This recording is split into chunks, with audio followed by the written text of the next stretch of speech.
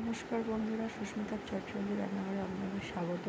আজকে আমি শেয়ার করব পুঁই শাকের চচ্চড়ি। এখানে আমি পুঁই শাকের সাথে সাথে আলু আর কুমড়োটাও কেটে নিয়েছি। এরপরে আমি কড়াইয়ে 5 থেকে 6 টেবিল স্পুন সর্ষের তেল গরম করে সেখানে একটা শুকনো লঙ্কা সবুজ দিলাম। তারপরে হাফ কাপ মতো মুগের ডাল আমি ভালো করে ভেজে নেব। যতক্ষণ না লাল হয়ে ভাজা হচ্ছে আমি মুগ ডালটা নাড়তে থাকবো।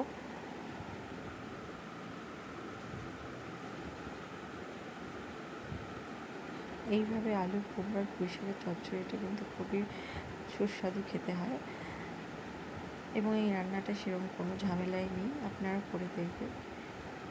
এরপরে ডালটা ভাজা হয়ে এলে এর মধ্যে আমি কেটে রাখা পুঁই শাক, আলু আর কুমড়োটা দিয়ে দেবো। ভালো করে নাড়াচাড়া করে নেব এবং এখানে কটা কাঁচা লঙ্কা দিয়ে দেবো গোটা। ভালো করে নাড়াচাড়া করে নেব। তারপরে আমি এখানে পরিমাণ মতো নুন আর পরিমাণ মতো হলুদ দিয়ে দেবো। আপনারা আপনাদের স্বাদ মতো নুন দিয়ে দেবেন।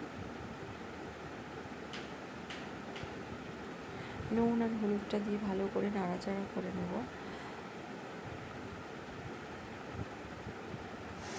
ভালো করে নাড়াচাড়া করে নিয়ে একটু ঢেকে দিলাম কিছুক্ষণের জন্য। ঢাকনা সরানোর পরে আরেকবার নেড়ে দিলাম। নেড়ে আমি আবার ঢাকা দিয়ে দেবো। এখানে আমি 2 থেকে 3 বার ভালো করে ঢাকা দিয়ে সেদ্ধ করে নেব আলু আর কুমড়োটা।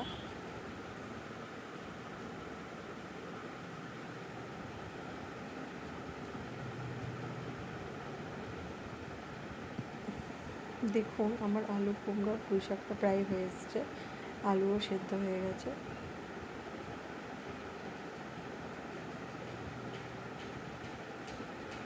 এইভাবে আমি আরও কিছুক্ষণ একটু চাপা দিয়ে রাখবো। এরপরে চাপা খুললেই আমার পুঁই শাকের চচ্চড়ি রেডি। একটু সামান্য চিনি দিয়ে দেবো।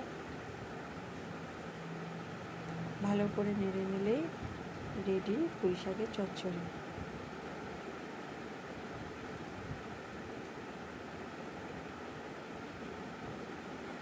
দেখুন কি সুন্দর লাগছে। আর এরকমই চটজলদি রান্নার রেসিপি পাওয়ার জন্য প্লিজ আমার চ্যানেলটা সাবস্ক্রাইব করে দেবেন।